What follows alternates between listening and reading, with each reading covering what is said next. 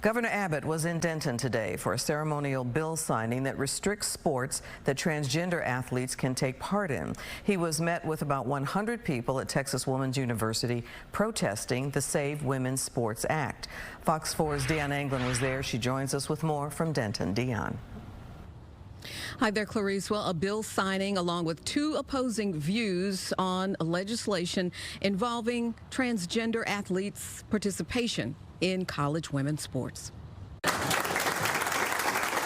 The law, dubbed Save Women's Sports Act, got a ceremonial stroke of the pen and strong reiteration for its origin by Governor Greg Abbott. Some women are being forced to play against biological men. The governor chose Texas Women's University in Denton for the signing, flanked by women collegiate athletes and other supporters. This law prohibits biological men from competing on a team or as an individual against women in college sports. The supporters applaud Abbott's stand and even shared their reasons why.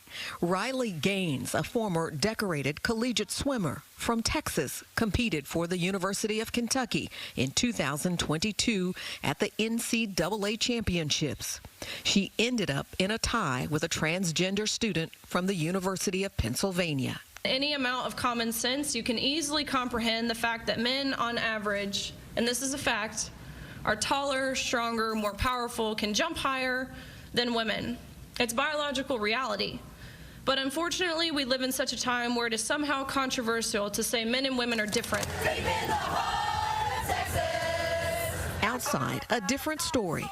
Passionate protesters who oppose the new law, which takes effect in September, numbered in the hundreds. There are trans people fleeing Texas right now because of this type of legislation. Because of legislation across Texas, they are fleeing Texas, and it's wrong. He pretends to care about women's issues, but whenever it comes to abortion, he doesn't actually care. Whenever it comes to trans lives, he doesn't actually care. Yet he's using women's issues as a mask to discriminate against trans people. Abbott responded to the protests with some passion of his own while referring to college women at the top of their sports. They devoted their lives, working harder probably than anybody in this room. Longer days, longer nights, sacrificing so much to achieve a goal, only to have that goal erased by being forced to compete against a man.